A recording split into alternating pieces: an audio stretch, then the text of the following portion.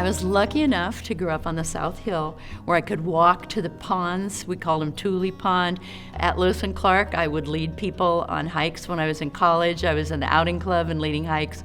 So it was never off of my screen. And then I had children and I saw, oh wow, what a connection, you know. So I've always wanted to keep people connected to nature. It's not just my experience, it's a growing learning experience. So you've been contributing to the Conservancy for some time. At what point did you decide that you wanted to make a longer commitment to the Conservancy through estate plans or other decisions that you've made? I saw your mapping system. So Christophorus let me meet the person who set up your mapping system, which is all of North Idaho and Eastern Washington and goes towards Canada. And I saw this is a huge area, but you have in the maps a tool that is priceless, and you keep adding on connections between sections, and you understood so well. And then I saw that your personnel, your people, were tremendous communicators, and that you really were able to listen to landowners.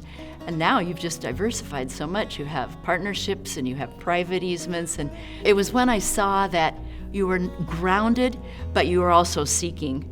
I'm thinking about the community I really wanted. I had always felt like Spokane was a great place to invest in people and nature and kids learning. And in my very first complex will, which is really a simple will, but just getting really clear about what I wanted, you showed up. It's just right near the top of the list, you know, right among the top 3 of what I wanted to leave behind for others. What would be some of the hopes that you might have for the capacity that you would be bringing to the organization and what we might do with it?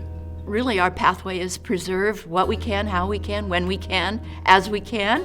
It is about longevity and permanence and making a perpetual commitment to the lands that we've protected for the benefit of the critters and the people and the community. My will is so simple that it's not through my will, but it's through an investment account I set aside especially for donations, only for donations, and it's a simple percent. Like, there's no way that it can be misread, and no way it's misconstrued between my 3 children who understand what I'm doing and what I'm doing here in Spokane.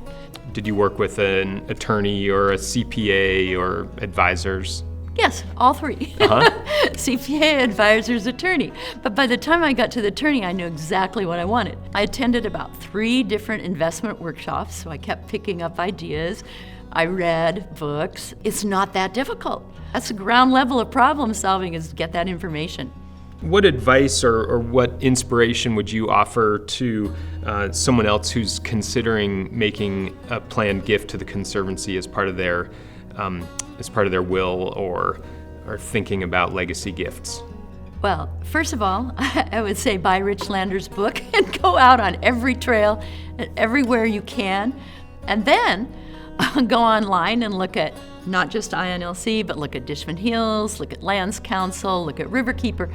Become informed so you can find out a little bit at a deeper level about what their vision is and why you might be involved or what you want to learn. The more educational tools that a person like me can get a hold of, the more sure you get that this is the way to go. Meditating on all the gifts that we have received in our life to this point and all the gifts we want following generations to enjoy.